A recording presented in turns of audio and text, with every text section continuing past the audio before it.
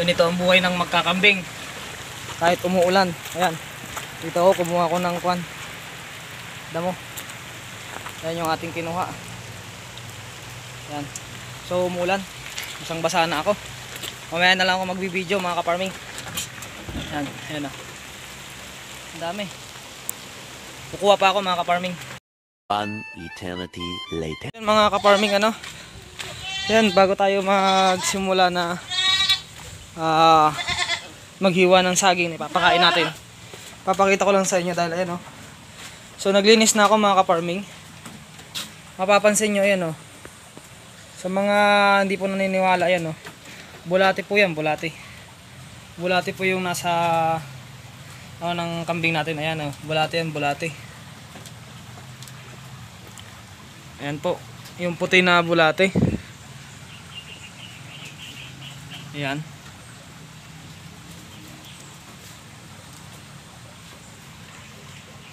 At alisin natin to. Dahil nga po pinakain natin ng puno ng saging. Ayan, naglinis ako. So hapon pa lang at marami na siyang naitain na dumi na bulate. So pakainin natin ulit siya ngayong hapon. Lahat na sila. Damay-damay na natin sila. Dito kanina meron, ayan o, puti. So pakain lang tayo ng ano, maghihiwa muna tayo ng saging. At yan yung hapunan nila mga ka-farming. Bukas na tayo magbibigay ng pagkain talaga nila, kasi samantalahin natin na idinudumi niya yung mga bulate. At dito sa taas, pakita ko lang sa inyo bago tayo magsimula, yung kinuha natin kanina na basang basa talaga ako. Basang basa ako ng ulan. Ayan yung hihiwain natin. Ito pa, hihiwain natin yan mamaya. Ito, ayan, ang dami. Ang dami nating nakuha. Maliligo lang ako. So kakarating ko lang. At yun, gumanda na yung panahon ng pag-uwi ko. Maliligo lang ako kasi basa-basa pa ako sa ulan mga ka-farming. Pagkatapos ko maligo, saka ako maghihiwa mga ka-farming. Kuya Don TV.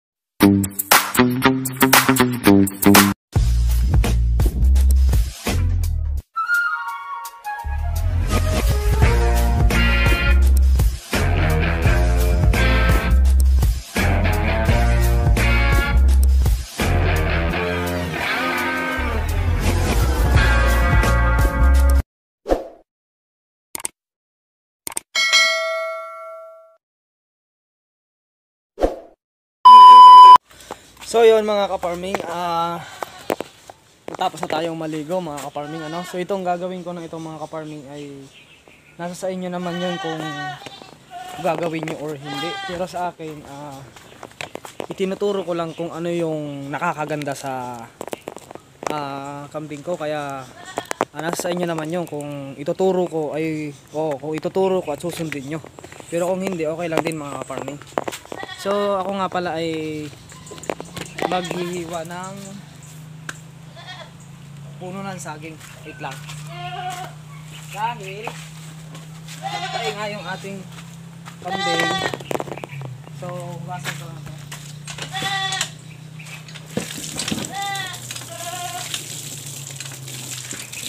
Maganda yung resulta ng puno ng saging kasi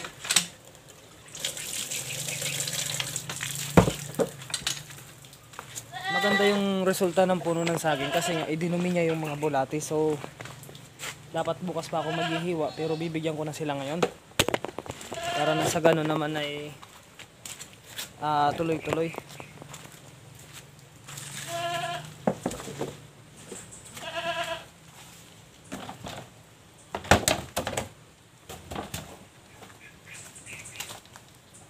Gasan ko lang to. Marami naman ako nakuha kanina na pagkain ng kambing, pero bukas ko na ibibigay yon. Samantalahin ko hanggat idinodumi niya pa yung mga bulate. All goods yun. Saka bumili kasi tayo ng molasses kanina, so lalagyan natin ng molasses yung ating hihiwain na ipapakain sa kanila. So samahan nyo lang ako at tayo ay maghihiwa na ito. Papakain natin sa kambing natin mga ka-farming. Samahan nyo lang ako.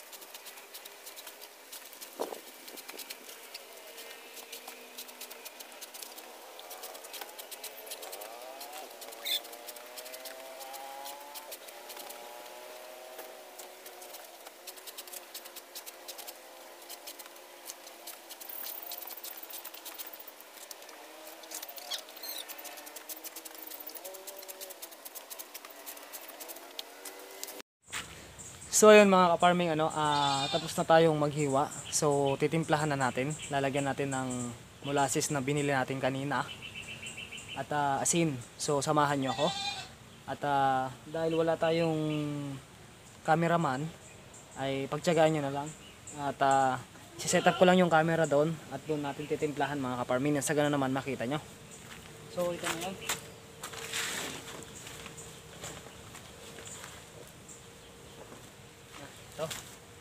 Ito yung ating ipapakain. Samahan nyo lang ako. Kahirap ng walang cameraman. Ang hirap ng walang videographer. Tsaga lang, wala tayong videographer eh. No? So, dyan lang kayo. Wala tayong videographer eh.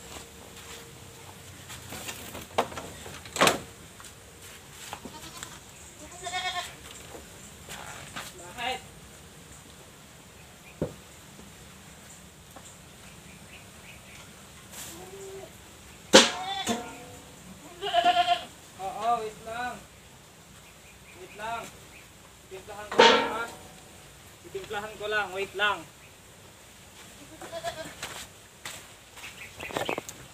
Set up ko lang dito. Lagyan natin ng molasses tsaka asin.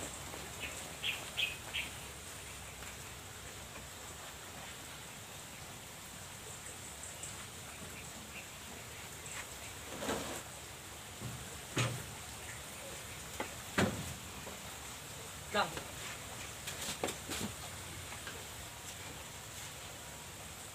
Ito na yung organic na pamurga natin. Wait lang.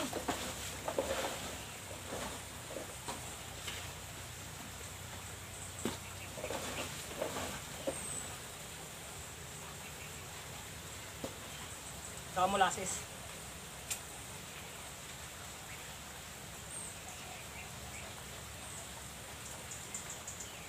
Sa inyo yun kung gaano karami.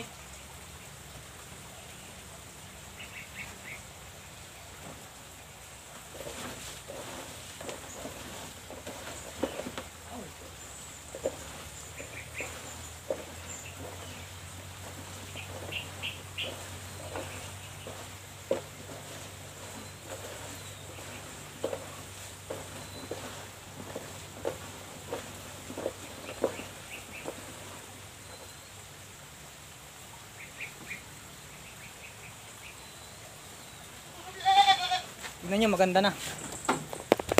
Pero dagdagan para natin ng molasses. Kasi maganda ang molasses sa katawan ng kambing.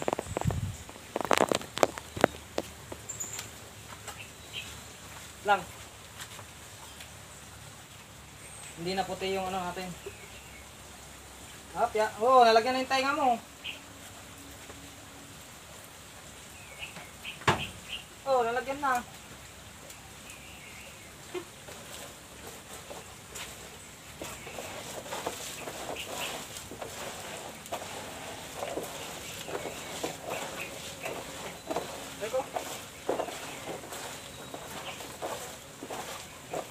Yung puti, bubukuran natin. Kasi nga siga yan eh. So, hindi natin isasama dito. Hindi natin papakawalan. Ito na siya oh. Finished product na.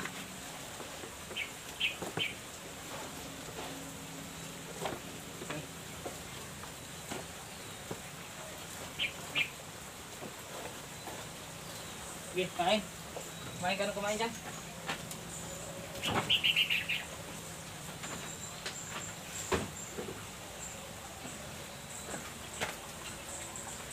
Binukod natin yung puti. Kasi matapang yun. So ganyan lang. Ito yung puti dito. Binukod ko yung puti kasi nga matapang. Yan o. Kumakain naman siya. Yan, kumakain siya at yung isa nandoon. Yan. So binukod ko yung puti kasi matapang. Hindi na natin siya sasama rito. Para hindi sila masyado magkagulo-gulo. Yan. Para sila lang talaga yung kumakain dito.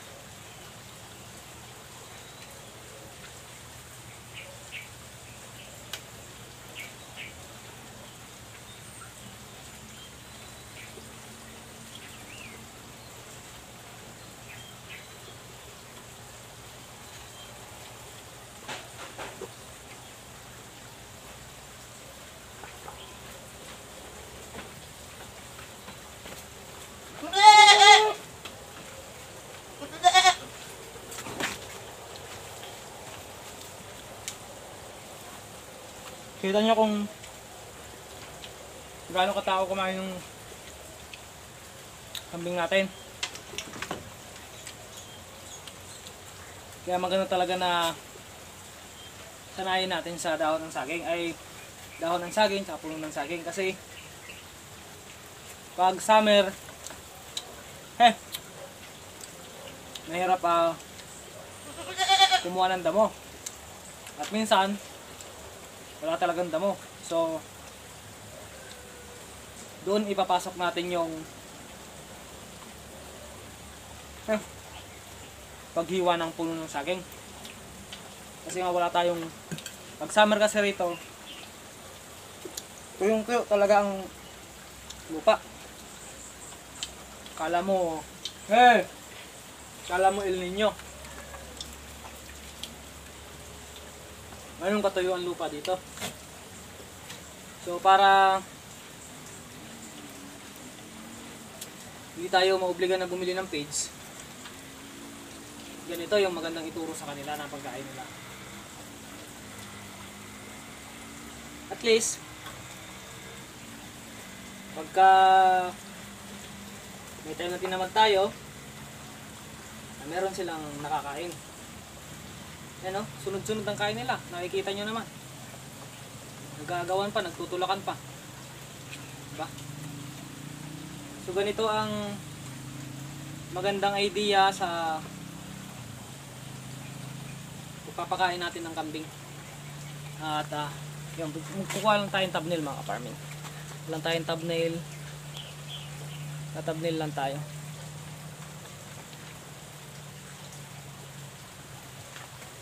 pwede nyong gayahin ito mga ka-farming. At sana kung natuwa kayo sa video ko at kung may natututunan kayo sa video ko, subscribe kayo mga ka-farming at comment kayo bilang makita ko naman na talagang interesado kayo sa topic. Kunti na lang, ang bilis. Ikaw, kumain ka ng kumain. Haluin natin, haluin. Para mahalo natin yung molasses. Yung isa nandoon, yung puti nandoon.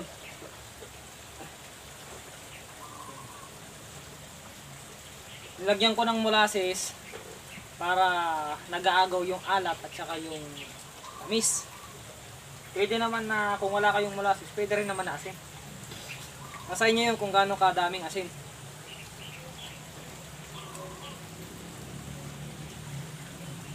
Mas malasa kasi pag may molasses. Talagang ubos. Pero sa isang araw, wag na buong araw ay ganito ipapakain nyo. Bigyan nyo rin sila ng pagkain na kulay green. Ya. Yung dahon nito, yun ipakain nyo. Pwedeng sa umaga nyo ito ipakain. Tapos mga bandang tanghali, pakainin nyo ng dahon ng saging kung wala kayong damo. Or kung marami naman damo at gusto nyo pakintabi ng kambing nyo, patabain ng mabilis, pagandahin ng katawan, may release lahat ng bulati sa katawan. Ito pwede nyong gawin. Maganda to sa kambing natin. At yun, babantayan ko sila hanggang matapos kasi nga minsan kasi tinutuyo rin to, naaway din to, so hindi rin nakakain. Ganun lang mga ka-farming. Sa pag-aalaga ng kambing mga ka-farming, kailangan nyo rin na, ang tawag dito, kailangan nyo rin magkaroon ng sariling idea.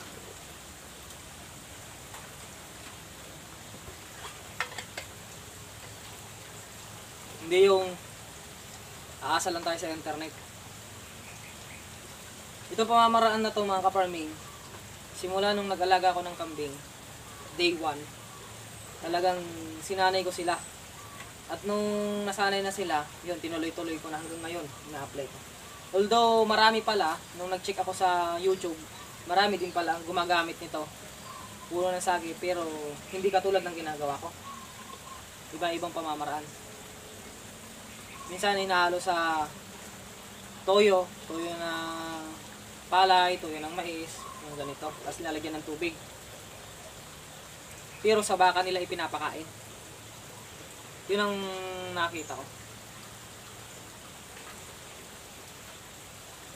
Kaya mo kainin yan. Bukas na kayo kakain ng kuwan.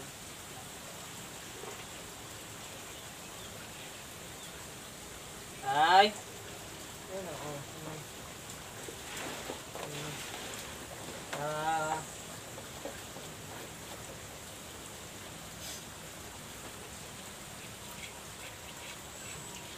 Busog na busog.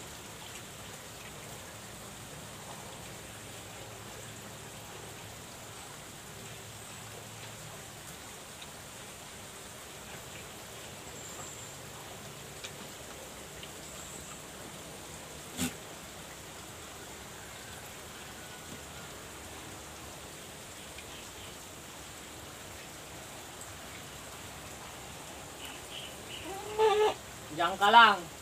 Ubusin mo yan. Hindi ka pwede rito. Titignan ko lang yan. Ubusin mo yan. Ubusin mo.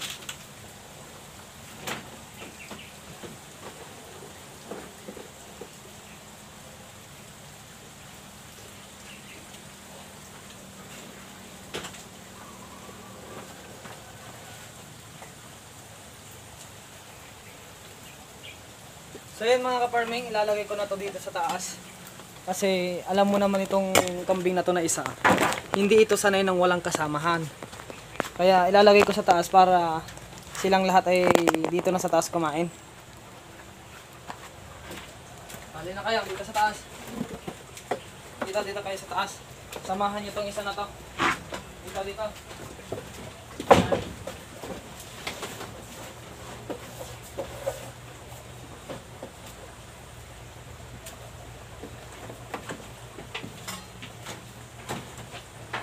So yun mga ka-farming, konti na lang.